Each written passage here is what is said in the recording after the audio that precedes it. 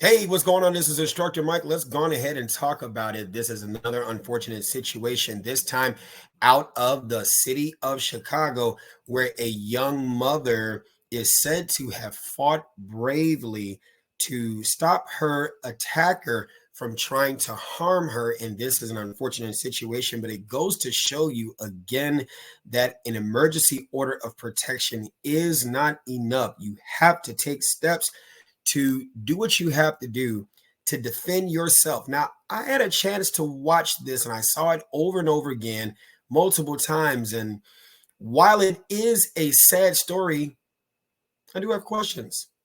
Let's talk about it.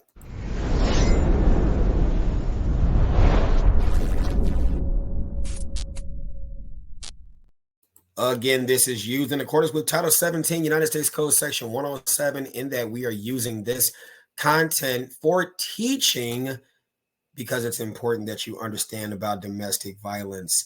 And it's important that you understand about the dynamics of a relationship. You know, there are situations where, we hear of people losing their lives in these situations. And you take that along with a couple of factors and some creative storytelling about circumstances that happen, and it incites you, it entices you.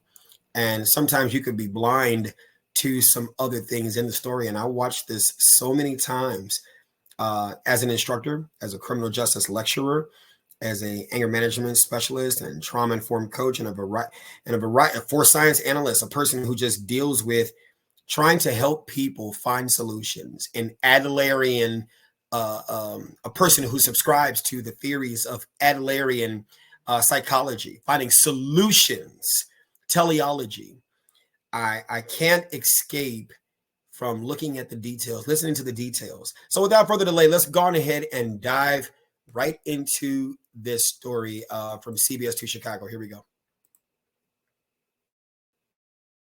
About 28,000 people who got protection orders in the last year in Cook County alone.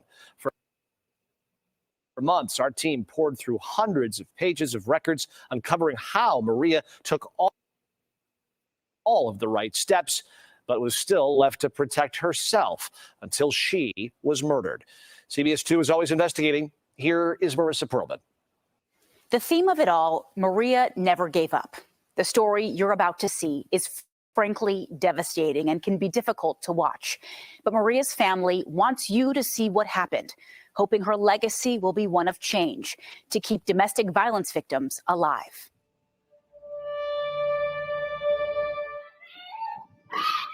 You're hearing the screams of 34-year-old Maria Roque, and you're watching what should never have happened. Her murder, which was totally preventable. Those who loved Maria want you to know what led to this moment. We're going to tell you Maria's story because she's not here to tell it herself.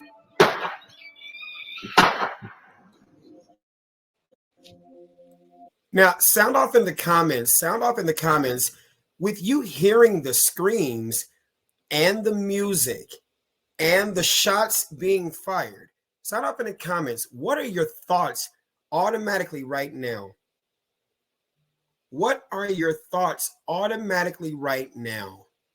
What mood does that put you in? Can it affect how you even see the story? Let's continue.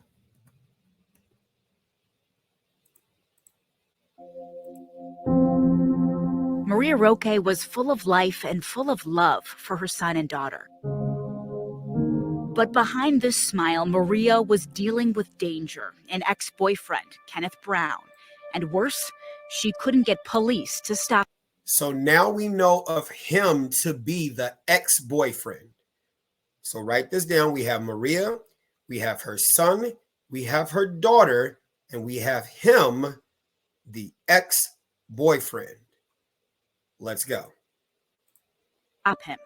Maria's close friend, Adriana Valdez. So it wasn't like once, it wasn't twice, it was multiple times that Maria went screaming for help with like actual evidence. Maria had photos, video,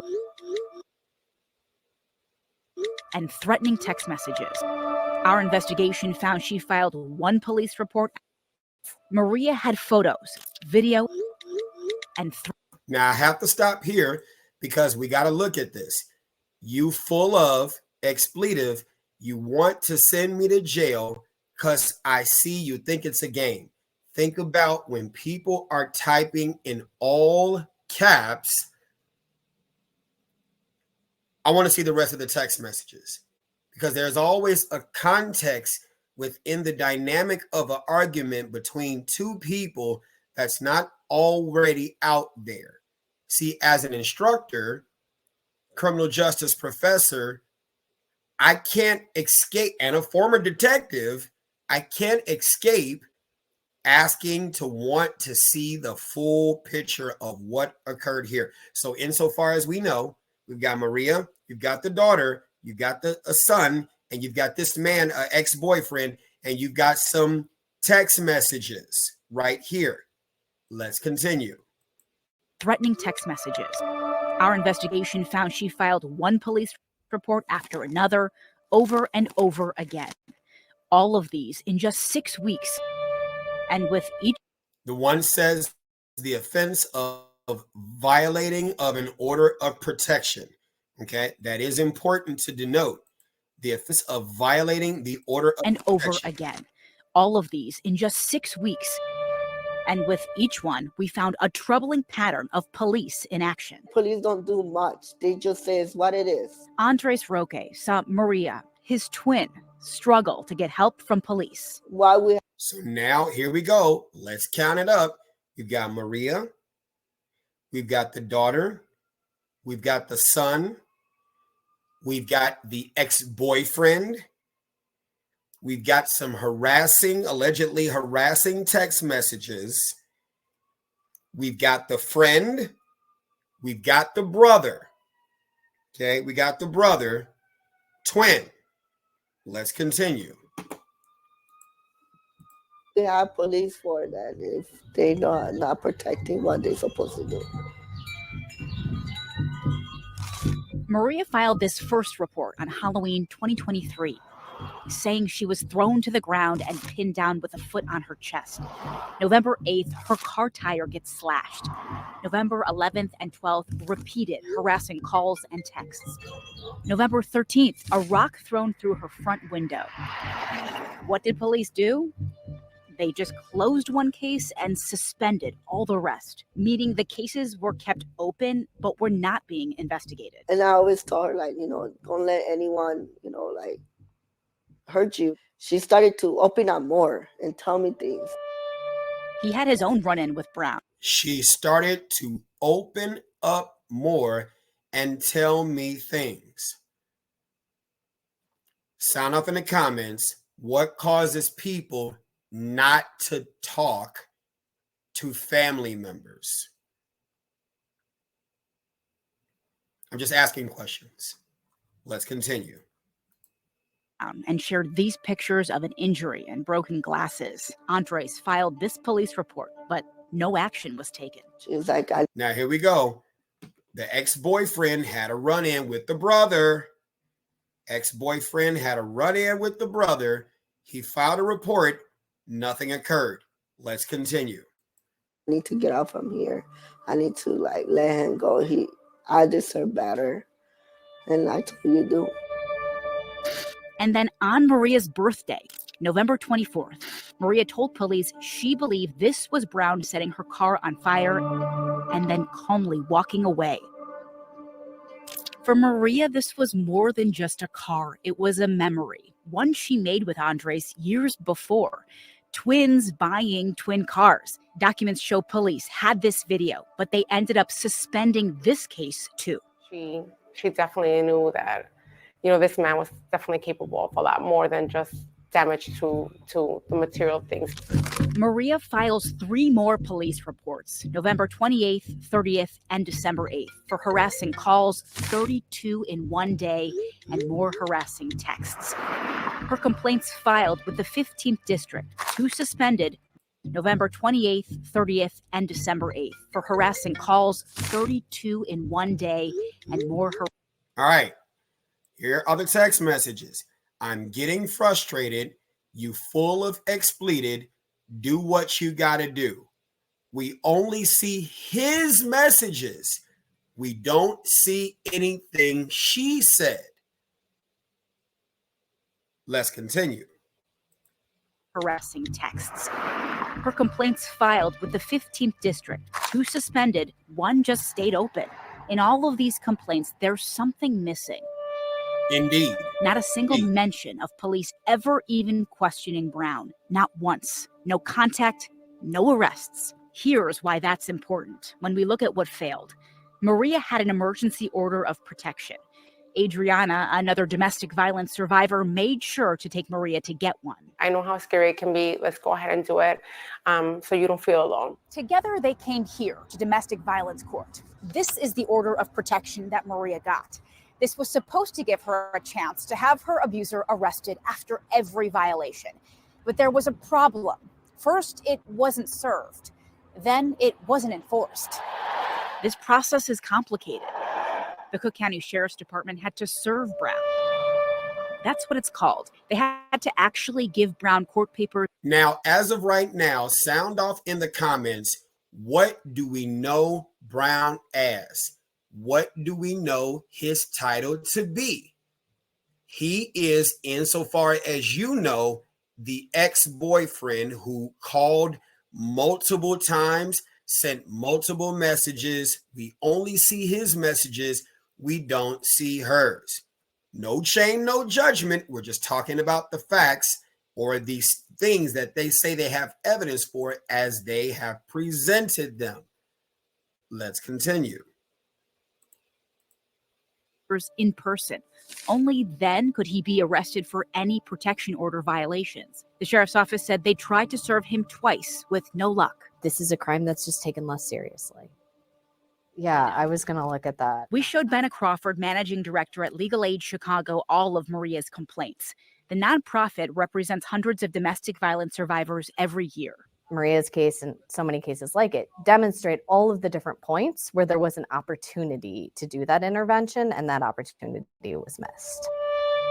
Brown was eventually served November 28th, but you can see Maria went back to police that same day with a new harassing text and repeated calls. Now that he'd been handed that paperwork, police should have arrested him for violating that protection order, but they didn't. From what you saw in Maria's record, what do you think is the message that she got? That she was going to have to do everything on her own. Isn't that something that we've been telling you all in this channel all the time, is that self-protection is something that you have to do? Castle Rock versus Gonzalez, Warren versus District of Columbia, the ex-boyfriend. Let's continue. We found police basically did the bare minimum of what they were required to do by law. They kept telling Maria she could try to go and get an arrest warrant herself from the state's attorney. I'm not aware of any other type of case or crime that one could be the victim of where the burden would be shifted to the victim to go out and do the investigation and put together the evidence and go to the state's attorney's office and convince the state's attorney's office that they should press criminal charges. That is typically a police function. But self-protection is your function, and the courts have said it over and over again. Let's continue. To know, does this happen with any other crime victim? So we checked. The state's attorney's office says no. Only domestic violence victims can be told to get their own warrant. And Maria, she was told 6 times. It's a heavy burden to bear, and one that probably shouldn't have been hers. The last thing that she told me in the text message was he told me, "Oh, I have a gun for you." Maria's family wants you to see what happened when the system failed her. This is December 13th and Maria's last moments. Maria leaves early to take her 8-year-old daughter to daycare. She buckles her in and she starts walking back towards her home. Then from across the street, who police say is Kenneth Brown. She screams at him that her daughter is in the car. The little girl can see everything. But that doesn't stop him, even though he's her father. Now, I'm going to pause it right there. Let's see if we can go back and see what they just said. He's her father. Did we hear that? Is in the car. The little girl can see everything. But that doesn't stop him, even though he's her father. We don't hear that this ex-boyfriend is the daughter's father until 7 minutes and 38 seconds approximately into the story. Now I'm going to ask you this question. Sound off in the comments. If this were an ex-boyfriend who had no rights to the children, what would you title his behavior to be? Justified or unjustified, excessive, not excessive, whatever the case may be. Or if he's the father of the little girl that they biologically share in common, and they've made no mention that his parental rights were not established or taken away, would that explain the multiple attempts in trying to contact?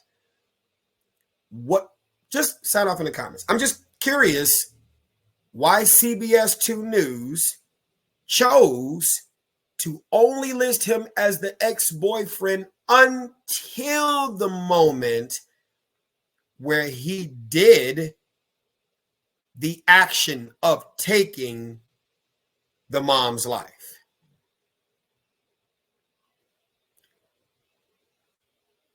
What are your thoughts? Just sound off in the comments. Here's some other questions that I have. You have the domestic violence survivor, her female friend, who helped her go get an order of protection. Why couldn't Maria move in with you?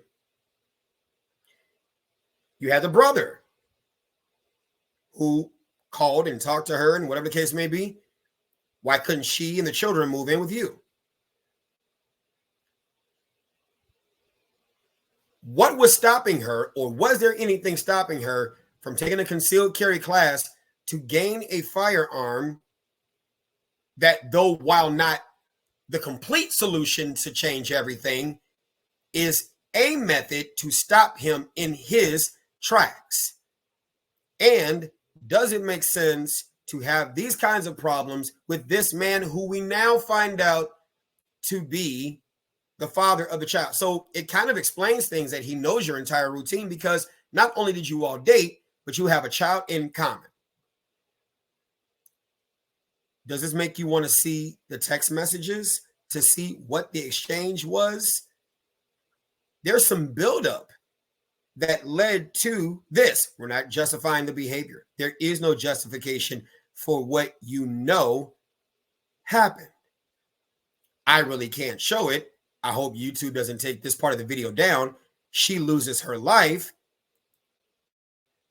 Let's continue. Dying mother.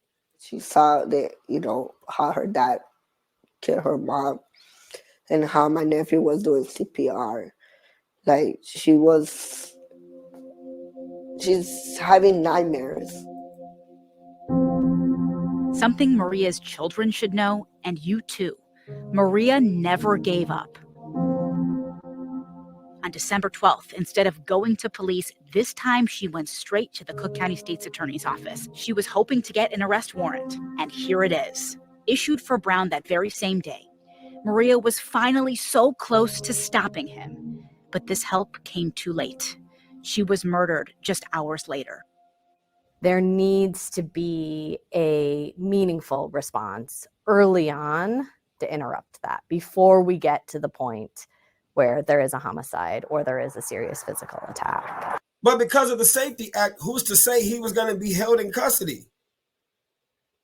Who's to say he was going to be held in custody? And did she tell him, I got a warrant for your arrest. The police are coming to get you. This is why I want to see her text messages. Because if she told him, you saw the previous text message. Let me see if I can find it. You saw the previous text message where the previous text message said, you want me to go to jail.